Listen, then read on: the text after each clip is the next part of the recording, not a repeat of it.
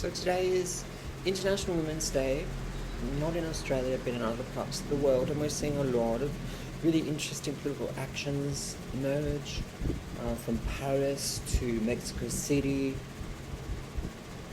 Women are taking things on. They're taking on fascism, they're taking on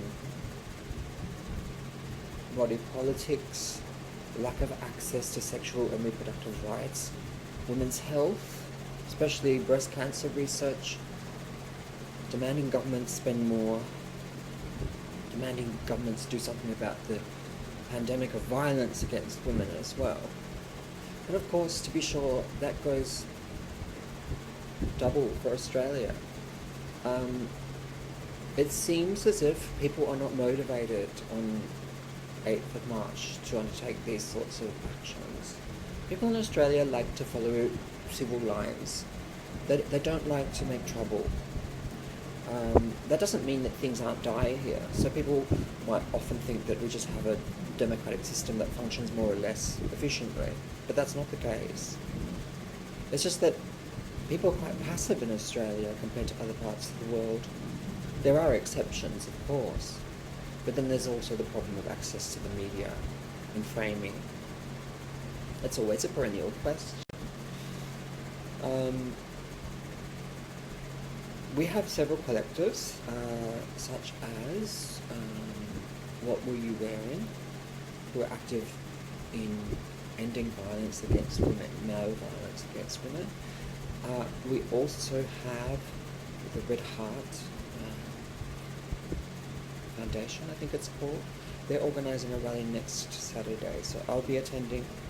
It's not on International Women's Day, but hey, this can happen any time of the year, and should, because we still have a lot of cases of the killing of women, and that often springs out of intimate partner violence and domestic violence, especially when a woman tries to leave her spouse, her male spouse. So it's really important for us not only to highlight this issue, but cut through bureaucracy and inaction.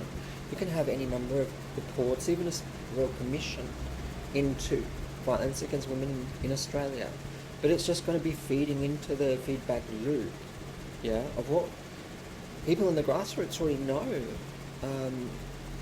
Doesn't actually direct money into grassroots efforts and grassroots groups, but instead spends inordinate amounts on expert panels and reviews. This is not to shade individuals who may be involved in those sorts of reviews or reports, and someone's recently produced and submitted a report about the cost for women of domestic violence on education and employment trajectories. But I still feel like, as much as she has earned her stripes as a policy feminist and critic in this country, she still speaks as someone who is part of the bureaucratic regime and as a white middle-class feminist, right? So I think that we need to give space for those who from the grassroots are organising in non-profits and collectives in this country, particularly those that have an intersectional lens, maybe Indigenous-led, as is the case of What Were You Wearing. But also I can mention, and I have before, the Centre for Ending Violence Against Women and Girls, right? So that's Wage C. I'll put some links up here, and sorry about the background noise, but it's still warm in Sydney, humid, and I need to have a fan on.